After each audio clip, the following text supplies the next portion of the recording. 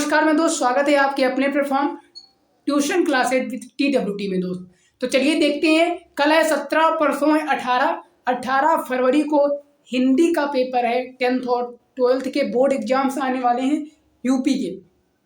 तो मैं दोस्त 18 तारीख को है आपका हिंदी का पेपर, और हिंदी का पेपर ही हम ध्यान में रखते हुए हम लेकर आ गए हैं मैं दोस्त। हिंदी की जो है वो मॉडल सेट लेकर आ गए, कुछ मॉडल सेट करवाएंगे हिंदी के। तो हिंदी के एक रूबरू क्वेश्चन होंगे, ऐसे क्वेश्चन करवा रहेंगे जो आपको डायरेक्ट एग्जाम में मिल जाएंगे। आज से 2024 और 25 का जो एग्जाम हुआ था उसमें कैसे पेपर आए थे, आज मैं उसका एक सेट लेकर आया हूं जो आप लोग के बीच में दिखाऊंगा। तो चलिए, चैनल पर नए हो तो प्लीज चैनल को सब्सक्राइब करिए। बहुविकल्पी MCQ यानी 20 आते हैं, सभी को मालूम है। 20 MCQ में पहला MCQ है, स्टार्ट करते हैं कि बाबू गुलाब राय किस युग के लेखक हैं। पहला है भारतेंदु युग, दूसरा है द्विवेदी युग, तीसरा है शुक्ल युग, चौथा है शुक्लोत्तर युग। तो आपका राइट आंसर हो जाएगा option number B. Option number B is the right answer. Sorry, option number B Dwivedi Yug. Dwivedi युग इज द राइट आंसर। अगला देखते हैं, चिंतामणि किस विधा की रचना है। निबंध, बस निबंध, कविता, नाटक और कहानी। तो आपका राइट आंसर हो जाएगा इसमें option number A is the right answer, यानी निबंध। चिंतामणि जो है वो आपके निबंध है वे दोस्त। अगला है, गबन किसकी रचना है। गबन किसकी रचना है। मुंशी प्रेमचंद, जयशंकर प्रसाद, निराला, हरिकृष्ण प्रेमी। तो इसका राइट आंसर हो जाएगा A is the right answer, Munshi Premchand. तो Munshi Premchand is the right answer. अगला देखते हैं, शुक्ल युग की समयावधि है, यानी पीरियड, टाइम पीरियड क्या है शुक्ल युग की। 1936 से 1943 तक, 1919 से 1938 तक, 1900 से 1918 तक, उपरोक्त में से कोई नहीं। तो B is the right answer, 1919 से 1948 तक शुक्लोत्तर युग चला है। शुक्ल युग चला है 1919 से 1948 तक, तो सॉरी 38 तक। तो B is the right answer, इसका हो गया जाएगा आपका बी। अगला है, नींद का निर्माण फिर किस विधा की रचना है। ये जीवनी है या आत्मकथा है या साक्षात्कार, भेंट वार्ता है या रेखा चित्र है। तो C is the right answer, भेंट वार्ता है, साक्षात्कार या भेंट वार्ता है। अगला है, प्रिय प्रवास। प्रिय प्रवास किस युग की रचना है। प्रिय प्रवास किस युग की रचना है। द्विवेदी युग हो गया, भारतेंदु युग हो गया, प्रगतिवादी युग हो गया, छायावादी हो गया। तो छायावादी good is the right answer, छायावादी युग। तो C D is the right answer, आपका हो जाएगा डी, आपका हो जाएगा डी। अगला देखते हैं, मधुशाला। मधुशाला किसकी रचना है। रामधारी सिंह दिनकर, हरिवंश राय बच्चन, सुमित्रा पंत। तो C is the right answer, Harivansh Rai Bachchan is the right answer. तो आपका राइट आंसर हो जाएगा सी, सी हो जाएगा, सी इज द राइट आंसर, सी, ये आपका राइट आंसर। अगला है, भारती किसकी रचना है। भारत भारती किसकी रचना है। हिंदी हमारा सब्जेक्ट नहीं है, लेकिन हम लेकर आ गए हैं आप लोगों के 18 तारीख को ध्यान में रखते हुए, और 17 तारीख को कल एक महामैराथन होगी जो हिंदी की MCQ के लेकर आ रहे होंगे। मैं सारे सब्जेक्ट की करवाएंगे मेरे दोस्त। आप लोग को मालूम है कि मेरा साइंस सब्जेक्ट है, लेकिन मैं हिंदी भी लेकर आऊँगा, आपके MCQ करवाऊंगा। उम्मीद है 500 MCQ करवा रहूँगा कल 17 फरवरी को। टाइम मैं आप लोगों को बता दूंगा, 17 फरवरी को महामैराथन आएगी MCQ हिंदी की, ठीक है। तो भारत भारती किसकी रचना है। सिया रामचरण गुप्त की है, मैथिली शरण गुप्त की है, जयशंकर प्रसाद की है या महादेवी वर्मा की है। तो हमें लग रहा है भारत भारती महादेवी वर्मा की हो सकती है, महादेवी वर्मा की है। अगला है, आधुनिक काल कब से कब तक चला। आधुनिक काल कब से कब तक रहा। सन 1843 से अब तक is the right answer, A is the right answer आपका हो जाएगा। अगला, मतीराम किस युग के कवि है। मतीराम किस युग के कवि है। 2024-25 में पूछा गया है, ये पूरा सेट जो है 2024 और 25 में पूछा गया। आप रूबरू ये सेट से ये अंदाजा लगा सकते हैं कि मेरी तैयारी कहाँ तक हो पाई है। ऐसे ही सेट हम हिंदी के 2-3 करवा देंगे 18 तारीख तक। आप लोग ये जांच कर पाएंगे कि मेरी कहाँ तक हो पाई है, कहाँ तक हमारे एग्जाम कहाँ तक हमारी तैयारी हो पाई है, एग्जाम से कैसे हम लड़ पा रहे हैं। बाकी साइंस का जो है वो आपकी बेहतर तरीके से होगी, सारे सेट करवा रहे होंगे साइंस के। जब तक आपका एग्जाम होगा 25 तारीख, शायद 25 तारीख को एग्जाम है, 25 तारीख तक हम साइंस के सेट करवा रहे होंगे और साइंस के 1 शॉट भी लेकर आ रहे होंगे। कल है 18 तारीख को एग्जाम हो जाने दो हिंदी का, हिंदी के बाद हम साइंस का सेट करवा रहे होंगे 1 to 1, एक एग्जाम, एक क्लास का, 2 क्लास का, तीसरे क्लास का, मतलब फुल 1 क्लास 1 शॉट पूरा एक क्लास का फुल हो जाएगा। इसके बाद फिर आपका एसएसटी है, एसएसटी के लिए भी हम आपके लिए एक अच्छी खासी एमसीक्यू वाली महामैराथन लेकर आएंगे। बाकी सारे सब्जेक्ट के महामैराथन करवाएंगे, साइंस जो है उसका पूरा 1 शॉट करवाएंगे। फिर 24 तारीख को साइंस का एक महामैराथन होगा जिसमें question answer MCQ with solution के साथ हम आप लोगों के लिए बीच ला रहे होंगे। ठीक है, तो भाई चैनल पर नए हो तो प्लीज चैनल को सब्सक्राइब करिए मेरे दोस्त। बाकी सीतापुर से जितने भी सेंटर हैं, हो सकेगा 18 तारीख को मैं सेंटर पे जा जाके एनालिसिस करूंगा कि कैसा एग्जाम आया हुआ है। तो पास में जितने भी सेंटर है मैं वहां भी जाऊंगा। ठीक है, तो आप लोग कमेंट करके, अगर सीतापुर के देख रहे हैं तो कमेंट करके आप लोग ये बताना कि कहाँ कहाँ आप लोगों का सेंटर गया हुआ है। उम्मीद है मैं वहां बिल्कुल आऊंगा। मतिराम किस युग के कवि है? मतिराम आधुनिक काल, आदिकाल, भक्ति काल या रीति काल? तो C is the right answer हो जाएगा आपका भक्ति काल। अगला है हास्य रस का अस्थाई भाव क्या है? अस्थाई भाव क्या है? शोक नहीं, गति, हास, निर्वेद, हास इज द राइट आंसर, हास, हंसी, हास का अस्थाई भाव हास है। अगला है सोहत ओढ़े पीठ पट श्याम सलोने गात मनो नील मणि शैल पर आपत परो प्रकाश। उपरोक्त पंक्तियों में कौन सा अलंकार है? सोहत ओढ़े पीठ पट श्याम सलोने गात मनो नील मणि शैल पर आपत परो प्रकाश, यानी ये मनो नीलमण सीलमण आपन पढ़ो प्रभात, यानी सोहत ओढ़े पीठ पर श्याम सलोने गात। हमें लग रहा है श्याम जो है, मतलब ऐसा कह रहा है कि पीला पीला वस्त्र का मतलब सर पे पड़ा हुआ है पीला वस्त्र, ऐसा लग रहा है जैसे नील सड़ोमणि आ रहे हो। कौन? कृष्ण जी। तो मतलब किसी की उपेक्षा कर रहा होगा ना, किसी का मतलब किसी से तुलना कर रहा होगा। और जब तुलना हो तो हमारे हिसाब से जब अगर तुलना हो तो उपेक्षा अलंकार इज द राइट आंसर। तो B is the right answer हो जाएगा आपका उत्प्रेक्षा अलंकार, बी उत्प्रेक्षा अलंकार। अगला है रोला छंद में कुल कितने चरण होते हैं? रोला छंद 3, 2, 4, 5। तो C is the right answer, हमें लग रहा है 4 होंगे, 4 रोला में 4 होते हैं। ठीक है, तो अगला देखते हैं। अगला है आकर्षण शब्द में किस उपसर्ग का प्रयोग होता है? उपसर्ग का प्रयोग होता है स्टार्टिंग में आने वाला आकर्ष, बड़ा आ, D is the right answer, आपका उपसर्ग बड़ा आ होगा। इसके बाद रचना के आधार पर वाक्य के कितने भेद है? रचना के आधार पे वाक्य के 3 भेद है, तो D is the right answer, 3। पीतांबर में कौन सा समास है? पीतांबर, पीता पीला है जिसका, अंबर अर्थात कृष्ण जी। मेरे दोस्त ध्यान रखना, जब दो वस्तु जुड़कर जब दो शब्द जुड़कर तीसरे शब्द का निर्माण कर रहे हो तो ध्यान रखना वहां पे कौन सा समास होगा? तो वहां पे हो जाएगा पीतांबर, वहां पे हो जाएगा बहुब्रीय समाज। तो बहुब्रीय, सी इज द राइट आंसर, बहुब्रीय समाज है, बहुब्रीय समाज। यानी जब दो शब्द जुड़कर किसी तीसरे शब्द का निर्माण कर रहे हो तो वहां पे बहुब्रीय समाज हो जाएगा मेरे दोस्त। और एक ट्रिक है मेरे दोस्त कि अव्ययी भाव अव्यय जिसका कर्मधार विशेषण लावत है, अव्ययी भाव अव्यय जिसका कर्मधार विशेषण लावत है, जहाँ कारण कोई चिन्ह छिपो तत्पुरुष समास कहावत है। यहाँ अगर किसी के बीच में कोई कारण छिपा होगा तो तत्पुरुष समाज होगा मेरे दोस्त। द्वंद्व के बीच कुछ और छिपो, अगर किसी स्थान पे एक मंदिर है जैसे मतलब कुछ छिपा हुआ है कोई चीज, तो आप मेरे दोस्त वहां पे द्वंद्व समाज हो जाएगा। द्वंद्व के बीच कुछ और छिपो, दुग्मे गणना पद आवत है, किसी की गणना कर रहे होंगे तो दुग समाज होगा। कि द्वंद्व के बीच कुछ और छिपो, दुग्मे गणना पद आवत है। और जब एक शब्द से जुड़कर 2 शब्द बन जाए तो वहां पे बहुब्रीय समास कहावत है। 2 शब्द मिलकर अगर तीसरे शब्द का निर्माण कर रहे हो तो वहां पे बहुब्रीय समास होता है मेरे दोस्तों। यहाँ पे बहुब्रीय समास होता है। 17 वाला है आंसू का तत्सम रूप क्या है? ए इज द राइट आंसर, अश्रु हो जाएगा शायद, अश्रु is the right answer, A is the right answer, हमें लग रहा है अश्रु ही होगा। अगला देखते हैं। एक बार देख लेना अगर कोई दिक्कत हो। कर्तवाच्य में किसकी प्रधानता होती है? कर्तवाच्य में हमें लग रहा है शायद इज द राइट आंसर, कर्ता की होती है, कर्ता।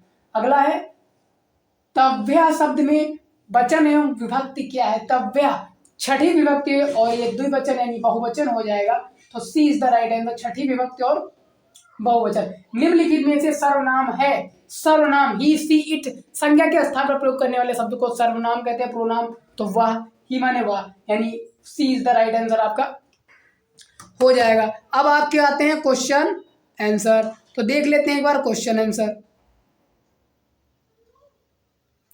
क्वेश्चन आंसर है, फिर उसके बाद आपकी 6 नंबर की, फिर उसके बाद आपकी 6 नंबर की आएगी आपकी गद्यांश में, एक 6 नंबर की आएगी गद्यांश में आपका मतलब गद्यांश में आएगा आपका 6 नंबर का व्याख्या करना।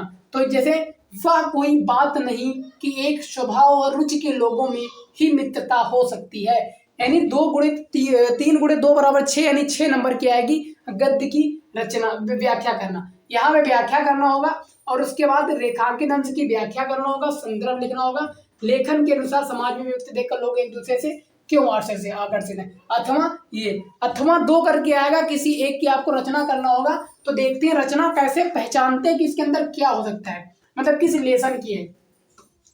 या कोई बात नहीं कि एक स्वभाव और एक रुचि के लोग, मतलब कहने का मतलब है या कोई बात नहीं कि एक स्वभाव और एक रुचि के लोगों से ही मित्रता हो। जैसे ही मित्रता शब्द आ गया मैं दोस्त, मैं जान जाऊंगा कि ये मित्रता पाठ से लिया गया है और मित्रता पाठ है पहला, और पहला के जो पहला मित्रता पाठ है उसके जो लेखक है मैं दोस्त, हमें लग रहा है आचार्य रामचंद्र शुक्ल ही है। तो आप बोल सकते हैं प्रस्तुत गद्यांश हमारी पाठ्य पुस्तक हिंदी के गद्य खंड नामक मित्रता नामक पाठ से लिया गया है, जिसके लेखक आचार्य रामचंद्र शुक्ल जी हैं। अगला है या कोई बात नहीं, फिर देखते हैं रेखा के अंश की व्याख्या करना है, तो उसमें बोला गया है कि या कोई बात नहीं कि एक स्वभाव और एक रुचि के लोगों से ही मित्रता हो सकती है। लेखक का कहना इसमें यह है कि ऐसी कोई बात नहीं है कि एक ही स्वभाव के लोग ही मित्रता कर सकते हैं, यानी मेरा गर्म दल है और तुम्हारा नरम दल के लोग हो, तो ऐसा मतलब ये नहीं कि हम तुम्हारी मित्रता नहीं हो पाएगी, भाई मित्रता हो जाएगी। रीजन ये है अब बाद में निभेगी कि नहीं निभेगी। उसके बाद अगला है समाज में विभिन्नता देखकर लोग एक दूसरे की ओर आकर्षित हो जाते हैं। आकर्षित क्यों हो जाते हैं? तो आकर्षित में दोस्त इसलिए हो जाते हैं क्योंकि कभी कभी ऐसा होता है जो गुण हमारे में होते हैं वो दूसरे में गुण, जो हमारे में नहीं होते वो दूसरे में गुण होते हैं। माना एक हमारे पास दोस्त है, उसके पास कोई गुण है, दूसरा एक कोई नया दोस्त बना है, उसके बाद उससे दुगने गुण हैं, तो 90% लोग उसको स्किप करके उसके पास चले जाते हैं। तो आकर्षित तभी लोग होंगे जब एक गुण की तुलना करने लगेंगे। तो यहाँ पे ऐसे भी हो सकते हैं और आकर्षित होते हैं, सिर्फ जितनी अंडरलाइन है उतनी ही हमको व्याख्या करना होगा। उसके बाद लेखक के अनुसार समाज में विभिन्नता देखकर लोग एक दूसरे की आकर्षित क्यों हो जाते हैं, तो आप क्वेश्चन लिख सकते हो कि लेखक के अनुसार समाज में एक दूसरे की विभिन्नता देखकर इसलिए लोग आकर्षित हो जाते हैं क्योंकि वो गुण या तुलना करने लगते हैं एक दूसरे से।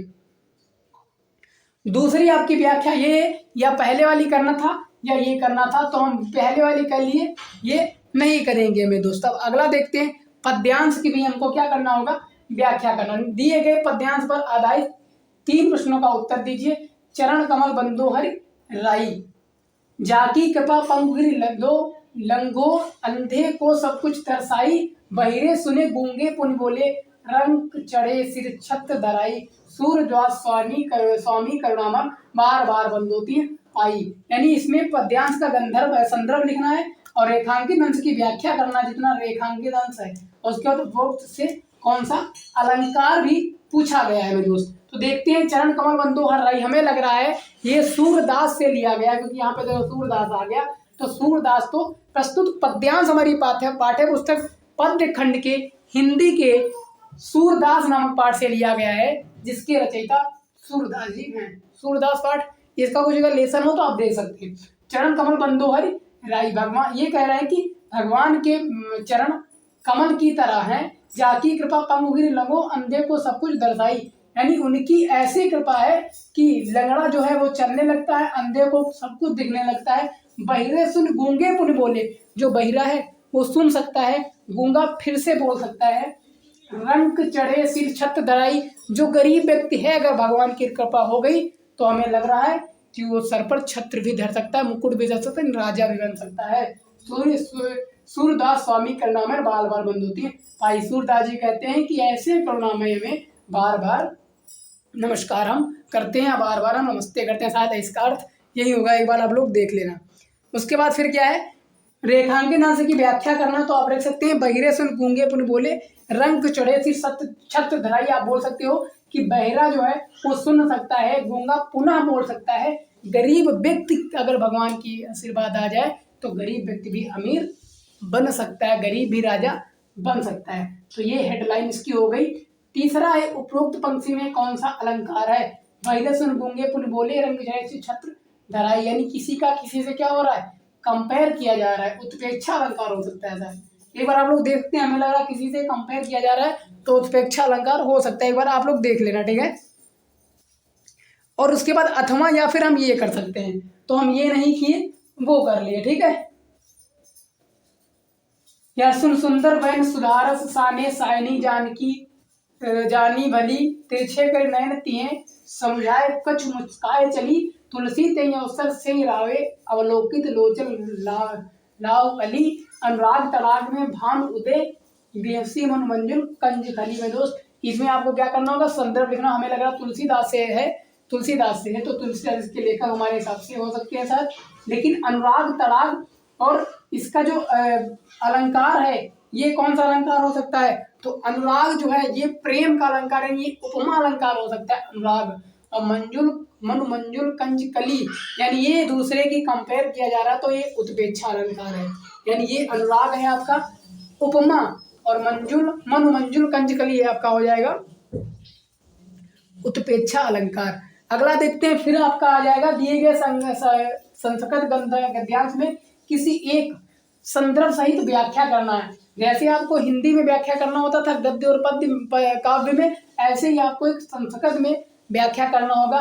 ऐसा नगरी भारतीय संस्कृत भाषाया केंद्र स्थल अस्ति, ऐसा ही आप इसका जो है हिंदी में अनुवाद कर सकते हैं। तो ये पहले ही पार्ट से लिया गया मेरे हिसाब से, तो आप लोग इसका भी कर सकते हैं, अथवा ये करें अथवा ये करें। उसके बाद दो श्लोक हैं, उसके आपको अर्थ लिखना होगा। पहला ये है, मानवम हित्वा प्रियो भवति क्रोधम हित्वा न सोचति कामम हित्वार्थवान भवति लोभम हित्वा सुखी भवेत। एक आपका ये हो जाएगा, अथवा सर्वे भवन्तु सुखिना सर्वे सन्तु निरामया सर्वे भद्राणि पश्यन्तु मा कश्चित् दुर्भाग् भवेत। इसका भी आपका अर्थ निकालना होगा। तो इसका शायद हमें अर्थ आता है, एक बार देखते हैं। सर्वे भवन्तु सुखिना सर्वे सन्तु निरामया, इसका मतलब ये है कि सभी व्यक्ति जो है वो में दोस्त सुखी रहे, सभी जीव सर्व सन्तु निरामय, सभी जीव जो है वो निरोग भी रहे, सर्वे भद्राणि पश्यन्ति मा कश्चित् दुर्भाग् भवेत, सभी कर्तव्य पथ पर चलें और कश्चित् दुर्भाग् भवेत, किसी को भी कोई प्रकार का दुख ना हो। हमारे हिसाब से इसका ये सटीक बैठेगा। उसके बाद अपने पठित काव्य खंड के आधार पर निम्नलिखित प्रश्नों में से एक का उत्तर दीजिए। उत्तर इसमें आपको उत्तर देखना होगा किसी एक का आपको उत्तर देना होगा, जो आपके 3 नंबर के दिए गए होंगे। तो मुक्ति दूत खंड काव्य के आधार पर गांधी जी का चित्रण कीजिए, आपका ये भी हो सकता है। ज्योति जवाहर खमखाड़ की कथा वस्तु संक्षेप में लिखिए। ज्योति जवाहर मेवाड़ मुकुट इज द राइट, जो है is the very most important हमें लग रहा है। तो मेवाड़ मुकुट से आप देख सकते हैं, मेवाड़ मुकुट में तीसरा सर्ग लक्ष्मी का सारांश दीजिए। मेवाड़ मुकुट काव्य खंड के आधार पर दौलत का चित्रण कीजिए। अग्र पूजा खंड काव्य की कथा वस्तु संक्षेप में लिखिए। फिर अग्र पूजा खंड काव्य के आधार पर युधिष्ठिर का चरित्र चित्रण कीजिए। उसके बाद जय सुभाष खंड काव्य के आधार पर नायक का चरित्र चित्रण कीजिए। जय सुभाष खंड काव्य के प्रथम सर्ग का कथानक लिखिए। फिर मातृभूमि के लिए खंड काव्य के संकलन सर्ग का व्याख्या कीजिए। फिर मातृभूमि के लिए आधार पर चंद्रशेखर का चरित्र चित्रण कीजिए। ऐसा ही आपके चरित्र चित्रण हो जाएंगे, तो आप लोग चरित्र चित्रण देख लेना। उसके बाद फिर छठा है मेरे दोस्त, दिए गए लेखों में से किसी एक का जीवन परिचय व एक उनकी रचना भी लिखना है। डॉक्टर राजेंद्र प्रसाद, जयशंकर और आचार्य रामचंद्र शुक्ल। जयशंकर रामचंद्र शुक्ल किसी एक याद कर लेना, आ ही सकती है, शायद जयशंकर प्रसाद की आ ही जाए, आचार्य रामचंद्र शुक्ल की भी आ सकती है, दोनों इंपॉर्टेंट हैं, दोनों आ सकती है। ठीक है, अगला देखते हैं। अब ऐसा ही गद्यांश हो गया, तो ऐसे अब पद्यांश में भी तुम्हें देखना होगा। तो पद्यांश में जो है गोस्वामी तुलसीदास, सुमित्रानंद पंत और महाकवि सूरदास। तो तुलसीदास और सूरदास जो है वेरी मोस्ट इंपॉर्टेंट बोला भी जाता है। तुलसी सूर कबीर बिहारी, इनसे बोर्ड परीक्षा तो बोला जाता है, तो आप लोग इसका देख सकते हैं तुलसीदास का इसमें और सूरदास, इन दोनों का एक बार रिवीजन कर लेना। ठीक है, फिर उसके बाद अपनी पाठ्य पुस्तक में कोई एक ऐसा श्लोक लिखिए जो इस प्रश्न पत्र में ना आया हो।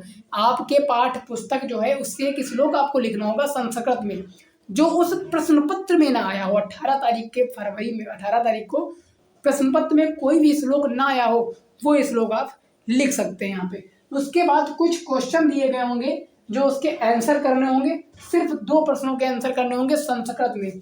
आपके 2 नंबर इसके यहाँ से मिल जाएंगे। 2 नंबर आपका श्लोक में हो जाएगा, 2 नंबर इसका हो जाएगा, और ये जीवनी है वो 5 नंबर की हो जाएगी। 5 नंबर की जीवनी, 5 नंबर की दोनों जीवनी हो रही होंगी।